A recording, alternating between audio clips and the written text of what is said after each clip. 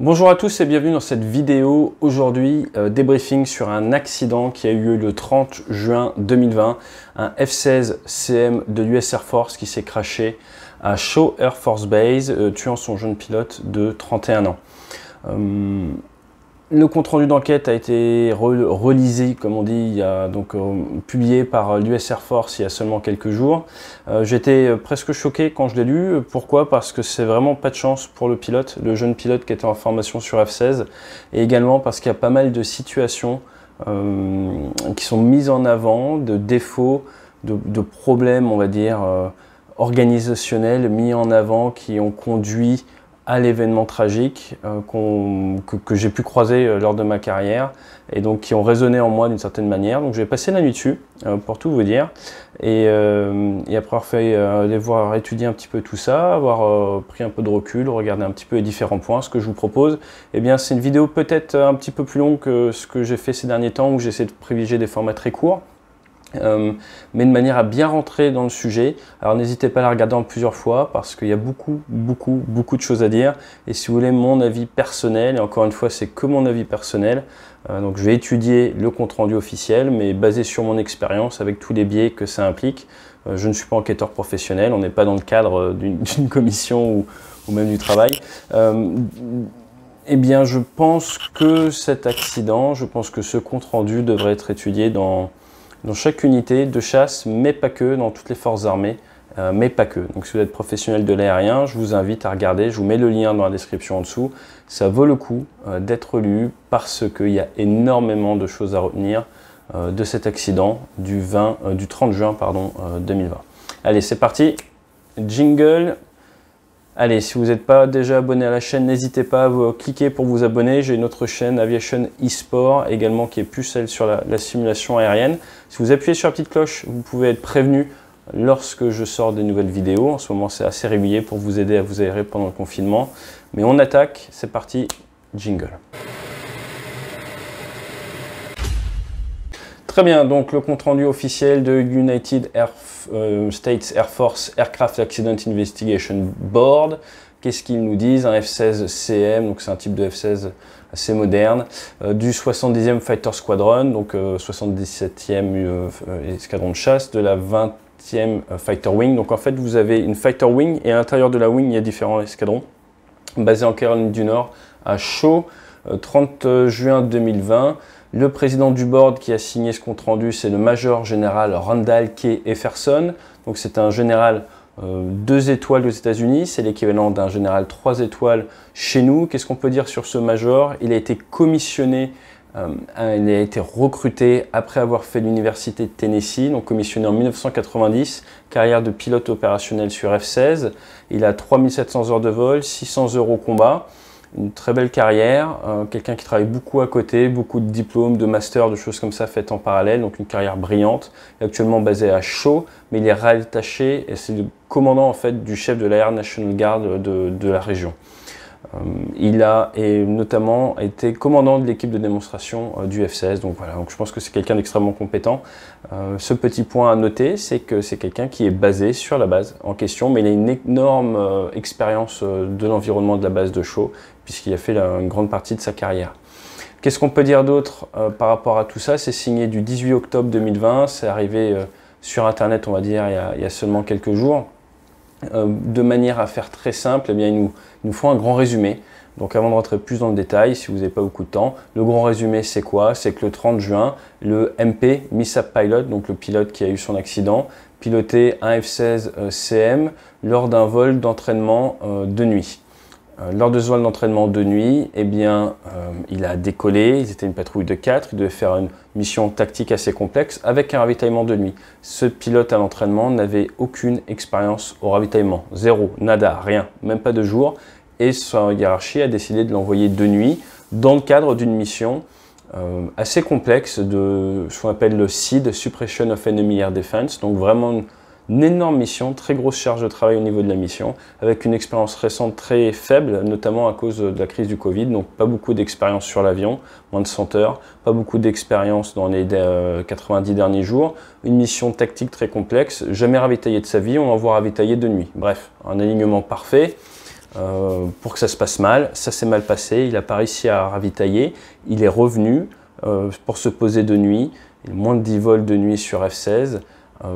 Il est revenu pour se poser de nuit, là il a fait une grosse erreur de trajectoire, il a confondu des lumières dans l'axe de la piste, en amont de la piste, avec le seuil de piste. Il a donc tapé des antennes avant la piste, s'en est rendu compte, a remis les gaz, a cassé sa jambe de train gauche.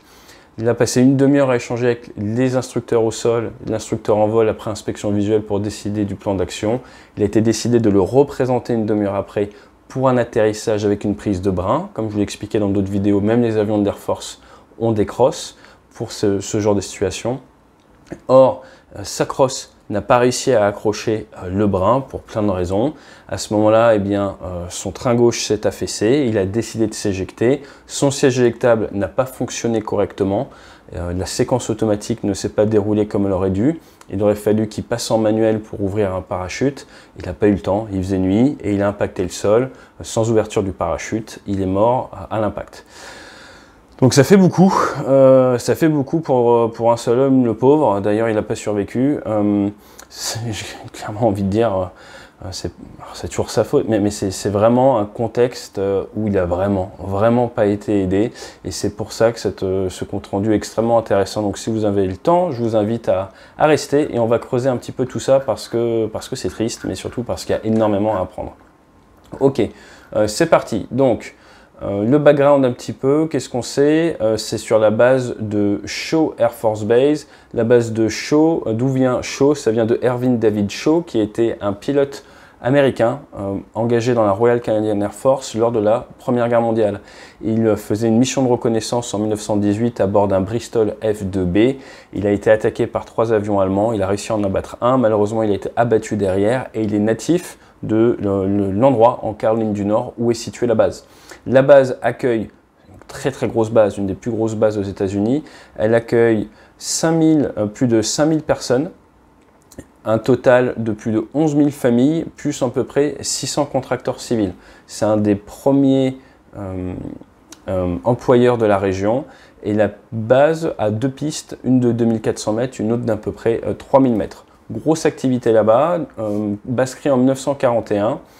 Et voilà à peu près ce qu'on peut dire pour cette base-là. Au niveau des escadrons, donc on a la wing, donc c'est la 20e wing. Pas grand-chose à dire sur cette wing, hormis le fait qu'elle accueille 3 escadrons, le 55e, le 77e, le 79e. Elle a eu un type d'aéronef assez hétéroclite, des jets, mais du F-84, du F-100D Super Saab, du F-111 et le F-16 depuis 1994. L'escadron en particulier qui nous intéresse aujourd'hui, c'est le 77e Fighter Squadron, un des plus vieux escadrons de l'US Air Force, qui ne s'appelait pas comme ça avant, créé le 20 février 1918 au Texas comme unité d'entraînement. Ils ont connu le combat lors de la Seconde Guerre mondiale entre 1943 et 1945, d'abord sur P-38, puis sur P-51. Ils ont notamment participé au dernier raid dans l'Europe de l'Est où ils accompagnaient les bombardiers lourds alliés. Une unité qui s'est vraiment beaucoup battue, hein. Et regardez ces chiffres, c'est juste incroyable. 432 victoires aériennes pour l'escadron, 400 locomotives détruites, 1550 wagons de fret, 94 wagons d'armement et 536 véhicules au sol détruits par cette unité. Oui, parce que quand ils rentraient en territoire ennemi, ils accompagnaient et après ils faisaient ce qu'on appelle du strafing, donc du tir avec leurs canons et leurs mitrailleuses au sol. Et les locomotives, c'est quelque chose qu'on vise parce que forcément, eh bien, ça pose d'énormes soucis de ravitaillement à l'adversaire. Cet escadron est après revenu en France, cet escadron est après revenu aux États-Unis, et là, transformé, enfin je vous passe un petit peu les détails, mais il a été transformé plus tard sur F-16. Le F-16, qu'est-ce qu'on peut en dire très rapidement? 4600 exemplaires construits, premier vol en 1974. Beaucoup de versions différentes. Les premières versions valent dans les 14 millions de dollars. Maintenant, les dernières versions, toutes neuves, avec tout ce qui va bien, on est dans les 121 millions de dollars en prix catalogue, donc c'est pas tout à fait la même chose.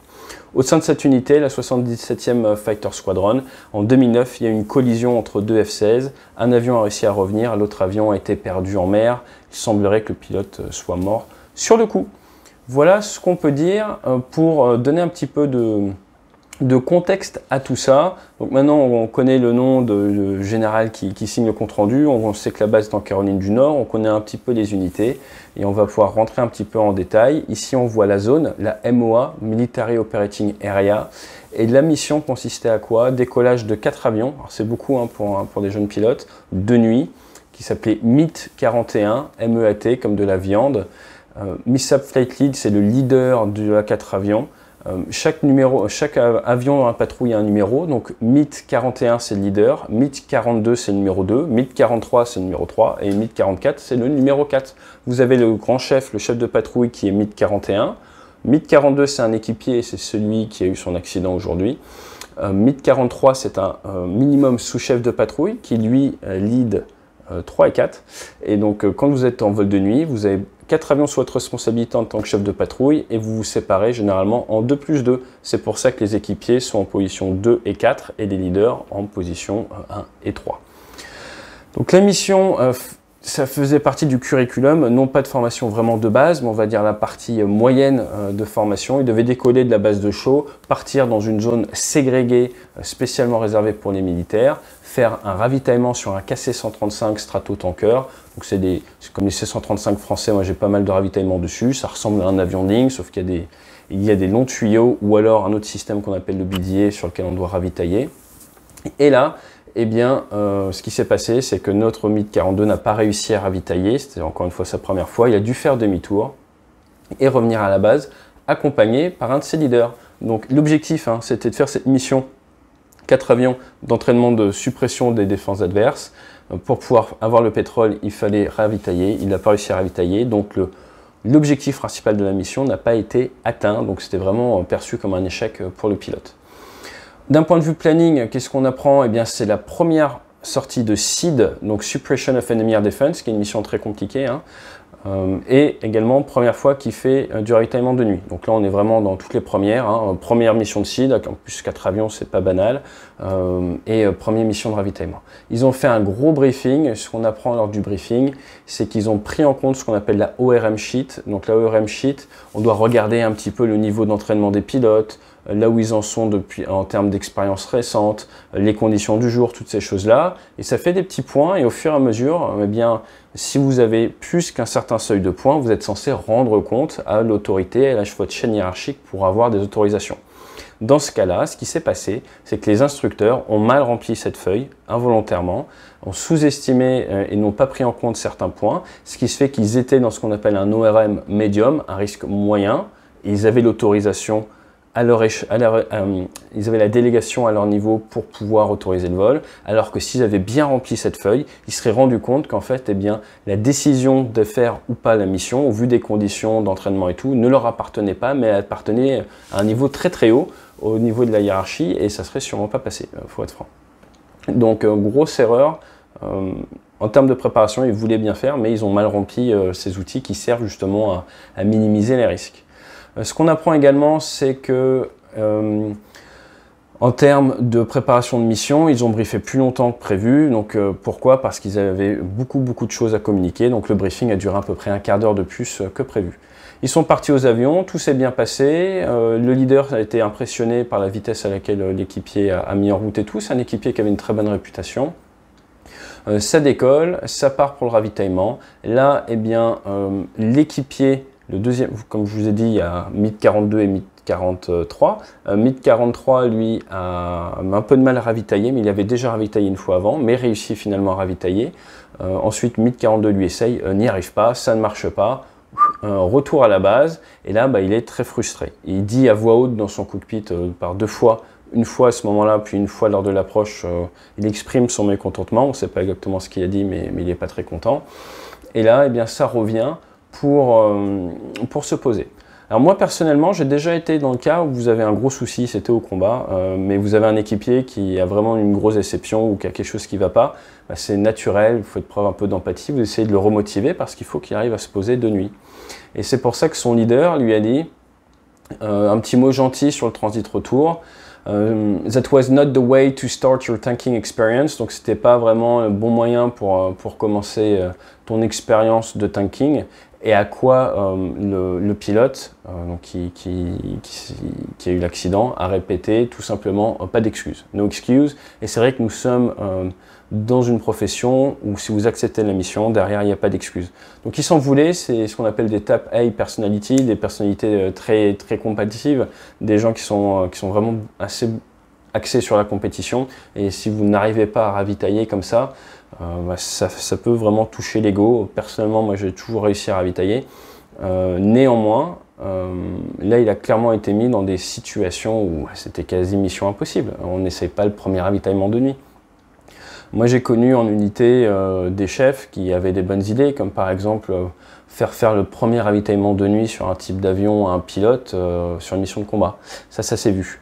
Donc voilà, je ne suis pas là pour critiquer quoi que ce soit, mais ce que je veux dire c'est que on a des textes, on a des contraintes opérationnelles, il y a un juste milieu et je pense que ce compte-rendu d'enquête devrait servir à réaligner tout le monde un petit peu à la réalité du métier. Ravitailler, c'est pas un sport de masse non plus, c'est pas facile et ravitailler de nuit, c'est pas facile du tout. Donc ça nécessite d'être pris comme une mission principale initialement, ça nécessite d'être respecté et surtout pour un jeune, il faut le mettre dans les bonnes conditions pour que ça se passe bien, tout simplement. Donc là, clairement, ils insisteront dessus plus tard. C'est pas la faute du jeune, c'est clairement la faute de sa hiérarchie, à 200%. 200%.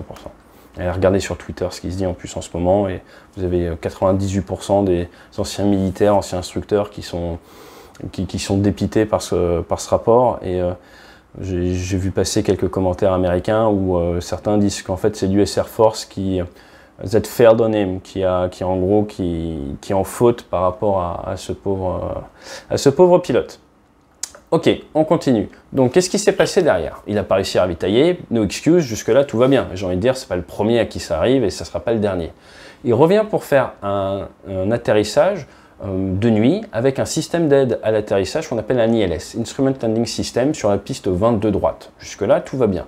Il n'a pas beaucoup d'expérience sur cette base, puisqu'il arrive du cours initial d'F-16 et donc il ne connaît pas très bien cette base. Il va se présenter et là en fait vous voyez sur l'image on voit la piste qui est là, il y a la rampe d'approche et ici il y a le trait des 1000 mètres. Là vous avez une sorte de surface bétonnée, donc ça là ici c'est ça. Et lui fait une erreur, sûrement une régression, fatigué ou manque d'expérience tout ça, mais il fait vraiment une régression et il vient viser ici plutôt que de viser derrière le verre. Dans l'armée de l'air surtout, tout ça, on a tendance à viser l'entrée de bande. Dans la marine, nous, on va jouer le miroir, donc c'est différent. Il y a des aides de pente, comme par exemple ce qu'on appelle le papy. Ici, il faut avoir 2 rouges, 2 blanches. Et donc là, il est venu chercher un mauvais plan, et il est venu viser beaucoup plus tôt, donc 300 mètres avant le seuil de piste. Et ça n'a pas loupé. Il a tapé, parce qu'il y a des sortes d'antennes, il a tapé des antennes qui justement servent à faire l'ILS. Donc là on voit très bien, il est initialement sur quelque chose de correct pour l'ILS qui vous amène non pas au niveau du seuil de piste mais un peu plus loin, au plow ILS. Donc il a quitté ça pour venir normalement se mettre sur l'entrée de piste, qui est quelque chose qu'on fait dans l'armée. Et là il a fait une erreur, donc là l'ILS ne l'aide plus puisqu'il sait qu'il va être en dessous. Et là il vient viser beaucoup trop bas et là il tape l'antenne du localizer, il abîme son train d'atterrissage. Donc là on voit bien ici, là il y avait des antennes, il a arraché les antennes, il remet les gaz, très bonne décision, il s'achète du temps et là il commence à avoir plein de pannes. Donc il commence à avoir des pannes hydrauliques, tout ça, il rend compte, il monte, il réfléchit un peu, il rentre en contact avec l'officier de sécurité qui est lui au sol, avec accès à documentation, tout ça, il y a une inspection visuelle de la part de son leader. Et à partir de là, ils partent sur certaines checklists, notamment sur landing with landing gear unsafe up. Donc ils partent sur des checklists qui ne sont pas tout à fait la bonne checklist. Pour faire simple, au sol, l'officier de sécurité, qui est également un pilote instructeur, a la possibilité d'appeler une sorte de hotline qui est veillée par des experts de Lockheed Martin, des experts du fabricant de l'avion, qui pourraient l'aider à mieux prendre des décisions, à mieux conseiller le pilote dans l'avion. Le pilote dans l'avion, charge de travail très élevée, capacité de prise de recul et de décision très faible. Les personnes au sol, c'est mieux. Le constructeur, c'est encore mieux et c'est plein d'experts sur la machine qui connaissent parfaitement leur machine. Il ne l'a pas fait, ça lui sera d'ailleurs reproché plus tard. Et plutôt que de partir sur une éjection, bien, il décide de partir sur une prise de brin avec la crosse. Et donc, nouvelle tentative d'atterrissage pour venir prendre ce brin que l'on voit ici dans l'autre piste. Donc, je vous passe les détails de gestion du retour des autres avions, changement de piste en service, bref, donc beaucoup de choses qui se passent, beaucoup de charge de travail pour tout le monde. Et là, l'avion se présente pour venir prendre ce brin-là. Pour venir prendre le brin, contrairement dans la marine, on vient taper avant, plusieurs centaines de mètres avant, de manière à ce que la crosse vienne bien se mettre en contact avec le sol, et on vient rouler à l'intérieur de ce brin qui viennent nous freiner de manière plus souple que sur un porte-avions. Malheureusement, ce qui est décidé, ce qui est briefé, c'est que s'il n'y arrive pas, s'il a un affaissement de l'aile, il doit s'éjecter. Il arrive, il tape, je crois que c'est 700 pieds avant, donc c'est très tôt, un peu plus tôt que ce qu'il aurait voulu. Et là, il fait ce qu'on appelle le hook skip, sa crosse ne prend pas, loupe le brin, le train s'affaisse, il décide de s'éjecter, le siège part, le siège n'a sa séquence qui ne se déroule pas convenablement et il faut qu'il y ait une intervention de la part du pilote pour pouvoir libérer le parachute. Il a, d'après les études, à peu près 3,8 secondes pour l'analyser, s'en rendre compte et l'actionner. Il est derrière l'avion, il fait nuit, enfin bref, en français c'est mission impossible. Et ces 3,8 secondes ne prennent pas compte, on va dire, du choc de l'éjection. Donc il ne le fait pas, percute le sol. À ce moment-là, eh bien, déclenchement des pompiers, tout ça, ils le cherchent pendant longtemps et finalement ils arrivent à le trouver. À ce moment-là, ils commencent à faire massage cardiaque, toutes ces choses-là. Ils font quasiment 40 minutes de massage cardiaque jusqu'à ce qu'ils aient l'autorisation d'arrêter le massage cardiaque. Et dans le compte-rendu, ils disent qu'en fait, il est mort directement à l'éjection lors de l'impact, mais ça fait partie des procédures, surtout en Amérique du Nord. Ils trouvent quelqu'un, ils font ce qu'on appelle du CPR, ils font tous les trucs qui vont bien. Donc voilà, donc beaucoup de choses à dire. Déjà, c'est très triste. Et un enchaînement d'événements tout simplement incroyable dans le mauvais sens du terme. Donc là, en termes de timing, vous voyez, à 22h39, les pompiers ont l'information qu'il va y avoir un souci. Ensuite, à 22h59, eh bien, les pompiers sont prévenus que le prochain avion à se poser, c'est l'avion en question. Et après, ils l'ont trouvé à 23h10. Ils l'ont trouvé à 23h10. Là, on voit bien la séquence d'éjection. Je ne rentre pas trop dans le détail. Enfin, vous avez compris l'idée. Voilà. Alors, on va aller regarder un petit peu ce qui se dit derrière. Donc, sinon, à part ça, l'avion allait bien à la base. Le rapport est très bien poussé. En termes de météo, rapidement, hein, il y avait des orages dans la zone, tout ça. Mais au moment de l'approche, vous avez de très bonnes conditions. Donc, on a quelques nuages à 4000 pieds. Scattered clouds, donc d'éparpillés à 13 000 et du broken à 20 000, donc de bonne visibilité. Donc les conditions météo étaient en français très bonnes d'un point de vue aéronautique. Ce qui est très intéressant là, c'est la qualification de notre pilote.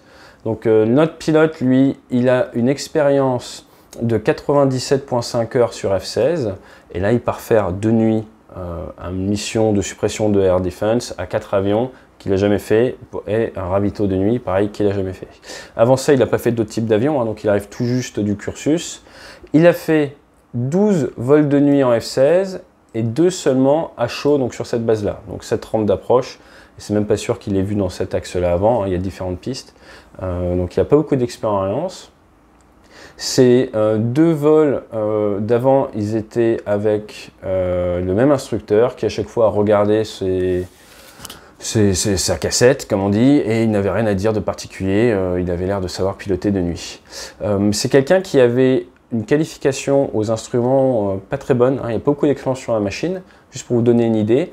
Il lui faut 700 pieds de plafond et au moins 3,5 km de visibilité pour avoir le droit de voler. Donc, je ne sais pas si vous vous rendez compte, pour avoir le droit de piloter un avion qui a des commandes de vol électriques, qui a des pilotes automatiques, qui fait papa-maman tout seul en temps normal, il lui faut 700 pieds de plafond et 3 km de visibilité, mais ça ne dérange personne de l'envoyer faire une mission très compliquée à 4 de nuit avec un ravitaillement. Vous voyez, donc c'est ça là où clairement on vient toucher d'énormes incohérences dans cet événement, ce qui est assez vexant. Ce qu'il faut voir au niveau de son expérience récente, dans les 30 derniers jours, il a fait 7 missions pour 8,6 heures de vol. Par contre, dans les 60 derniers jours, 11 missions pour 12 heures de vol et dans les 3 derniers mois, seulement 13 missions pour 15 heures de vol. C'est-à-dire qu'il a fait dans les 80 heures de vol sur F-16. Après, ça fait 3 mois qu'il a quasiment rien fait. Donc très peu d'expérience récente et quand vous êtes jeune pilote, eh ben, vous avez besoin d'en faire régulièrement pour progresser. Donc là vraiment, ils expliquent un petit peu derrière pourquoi, notamment à cause du Covid, des réductions qu'il y a eu en termes de rythme, toutes ces choses-là, donc des phénomènes externes. Encore une fois, un accident, c'est toujours une conjoncture, un alignement de plaques d'horizon, multiples événements qui viennent s'enchaîner. Rien de particulier au niveau de son repos ou autre, ils en parlent un petit peu forcément. Là après derrière on rentre dans une étude des facteurs humains qui est très intéressante. Facteur humain pour ses instructeurs, facteur humain pour l'officier de sécurité qui n'a pas appelé Lockheed Martin, facteur humain pour lui, la distraction par exemple. L'effet, des effets visuels, certains phénomènes de visée court ou de vision de nuit, donc qui sont un petit peu expliqués, on pourra en reparler, on pourra peut-être étudier le cas de Kennedy, un des fils Kennedy qui s'est tué en approche, qui a des phénomènes de nuit qui peuvent poser des soucis lors d'une approche. Un des points les plus importants, et ça vient rebondir sur une vidéo que j'ai faite sur l'AH-64, le crash, où je vous ai parlé moi un petit peu de mon expérience et comment certaines fois je n'étais plus vraiment dans le vol parce que j'avais une déception. Ça c'est exactement ça. Le pilote a beau être tout seul dans son monoplace, il s'est extrêmement déçu à ne pas réussir à ravitailler, il a du mal à tourner la page. Lors du début de l'approche, il redit à voix haute dans son cockpit qu'il est énervé parce qu'il n'a pas réussi à faire son ravitaillement. Du coup, il n'est pas du tout concentré, il a eu du mal à séquencer, il n'est pas du tout concentré sur son approche et il va faire une erreur qui va malheureusement derrière lui coûter la vie. Erreur, différence avec faute. Une faute c'est volontaire, une erreur c'est pas volontaire. Donc on va aller regarder un petit peu le résumé, ce que nous dit le Major General. Donc le Major General, il vient nous faire un résumé. Je ne vais pas tout vous redire, on en a déjà parlé. Mais donc à 22h59, l'éjection suite à la deuxième approche loupée à cause du souci de ravitaillement qui a fait un retour plus tôt. Tout ça on en a parlé. Au niveau des causes, donc le Major General, il dit que le problème, ça vient d'un souci de mauvaise compréhension du système ALS, donc du système des Approach Light System, donc mauvaise compréhension et interprétation de ces lumières lors du premier tentative d'atterrissage, ce qui a sévèrement endommagé le train. Ensuite, il semblerait d'après les évidences que le pilote n'était pas vraiment concentré sur son atterrissage à cause de son échec au ravitaillement avant, qui n'était pas, et là c'est très très important, which is not allowed by Air Force Regulation, il n'avait pas, d'après les textes de l'US Air Force, à aller faire ce ravitaillement de nuit, parce que je ne vous en ai pas vraiment parlé jusque-là, mais les textes de l'US Air Force interdisent un premier ravitaillement de nuit, tout seul comme ça. Ce n'est pas prévu, ce n'est pas légal, et donc ils l'ont envoyé faire une mission qui ne respecte pas les textes. Derrière, il a loupé, et du coup, il a mal vécu, et il a fait une grosse erreur, il a tunnelisé par rapport à son échec, et ça lui a coûté la vie. Donc voilà, donc ça c'est vraiment la phrase qui fait vraiment changer tout le compte-rendu d'enquête. Donc oui, il a fait une erreur lors de son approche, mais il n'avait pas à faire cette mission. Très très important. Ensuite, qu'est-ce qu'on peut dire d'autre? Donc là, ils expliquent ce problème de mauvaise interprétation. Le Major Général, il pense que le pilote a été distrait à cause du ravitaillement en vol, comme on l'a pu le dire. Donc ça, c'est ce qu'on a expliqué. Le pilote était distingué, donc était un très bon élément. Il avait des performances solides. Je pense qu'il a fait son mieux pour le mieux qu'il pouvait pour cette première tentative de ravitaillement en vol de sa carrière, qu'il a été très déçu par sa performance, qu'il a exprimé par 2 fois sa frustration contre lui-même, parce qu'on a entendu, et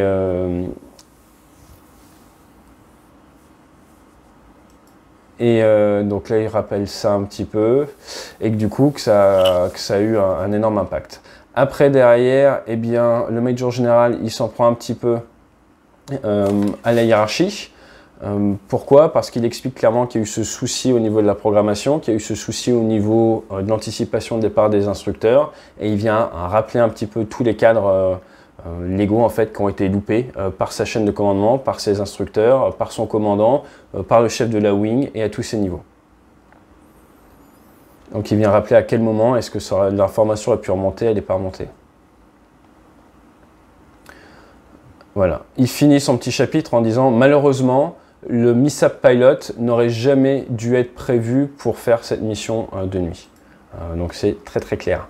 Après, les autres facteurs contributifs, eh bien, la décision du Safety Officer de ne pas appeler la maintenance, il pense que si la maintenance avait été contactée, elle aurait, enfin la maintenance du constructeur, si le constructeur avait été mis dans la boucle, il aurait probablement, en regardant l'historique et tout, proposé et conseillé une éjection. Donc l'avion serait dans une zone recommandée d'éjection où il serait éjecté. Le siège éjectable aurait sûrement eu la même problématique. Néanmoins, vous vous rappelez, je vous parlais de 3 secondes pour réagir. Là, le pilote aurait eu 18 secondes, ils ont fait les calculs pour réagir, ce qui normalement lui aurait laissé le temps. Hein. Je pense qu'au-dessus de 12-13 secondes, il aurait compris, 15 secondes sûr, lui laisser le temps de déployer son parachute et de réagir. Donc ça, c'est clairement un point important. Et pourquoi est-ce que le constructeur aurait conseillé ça? Parce que c'est déjà arrivé par 2 fois dans le passé, ce type d'accident. Pas exactement la même chose, mais avec le train comme ça. Et les 2 fois, eh bien, les pilotes se sont éjectés, ça s'est bien passé, la décision était de s'éjecter. Donc pour eux, ça c'est un gros souci de la part du Security Officer. Ensuite, derrière, eh bien, forcément, le souci du siège éjectable, c'est là où ça va rentrer un peu plus dans les détails du fonctionnement du siège, toutes ces choses-là. Et cette recommandation, bah, si on s'était éjecté dans les cas parfaits, il avait 13 à 18 secondes pour l'identifier et il aurait pu faire quelque chose. Il y a déjà eu un souci du même type lors d'une éjection, mais c'était 2 jours avec un pilote très qualifié qui avait plus de temps pour agir et qui a bien réagi. Donc en conclusion, qu'est-ce qu'on apprend? Eh bien que pour le Major General, c'est un souci d'interprétation de la rampe lumineuse qui lui a fait louper son approche et qui a fait du mal au train. De plus, 2 gros facteurs. Le premier facteur, c'est que l'officier de sécurité n'ait pas consulté le fabricant. Et du coup, ils ont décidé de suivre des mauvaises checklists, d'aller sur une prise de brin plutôt qu'une éjection. Et le deuxième souci, c'est que le siège a mal fonctionné. Ce que je trouve très intéressant, et là il faut voir exactement comment c'est régi aux États-Unis, c'est que lors de cette conclusion finale, le Major Général ne fait pas remonter le fait que cette mission n'aurait jamais dû avoir lieu. Donc je ne sais pas pourquoi, il le marque très bien avant, c'est peut-être leur manière de tourner les choses, mais en tout cas il l'a clairement marqué noir sur blanc. À voir derrière quel impact ça a eu.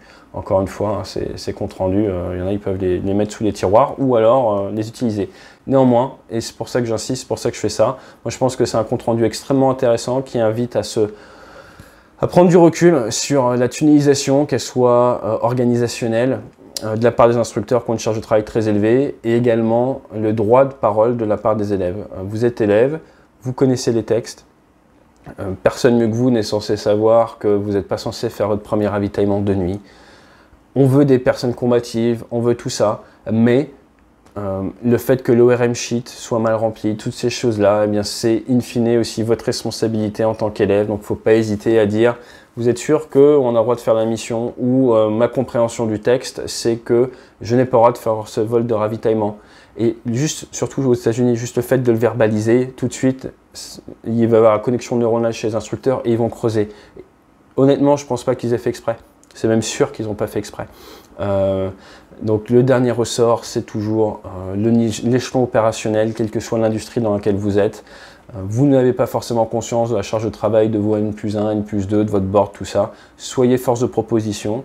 Faites remonter intelligemment les informations. C'est l'art du followership. Hein. Et in fine, ça vous aidera. Parce qu'encore une fois, qui c'est qui est mort? Eh ben, c'est l'opérationnel qui avait rien à se reprocher. Et qui a dit, moi je suis un bon petit, je vais faire le travail comme on me demande et je vais faire du mieux que je peux. Je me mets la pression. Je me mets tellement la pression pour bien faire, pour être coopté dans ce groupe professionnel, et ben, qu'au final, et ben, ça va trop loin. Pourquoi? Parce qu'on m'a mis dans une situation où je ne pouvais pas y arriver. Donc voilà, je ne vous cache pas que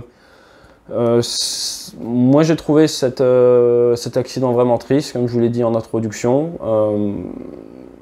très intéressant à méditer. Si vous avez une demi-heure de temps libre, cliquez sur le lien, regardez, prenez le temps de le lire par vous-même si vous parlez anglais, sinon faites du Google Translate, c'est vraiment très intéressant et on peut vraiment encore une fois prendre cette situation-là et l'amener au-delà du cockpit, au-delà de l'aviation, dans le monde de l'entreprise, avec ce qui se passe en ce moment, je pense que c'est très riche.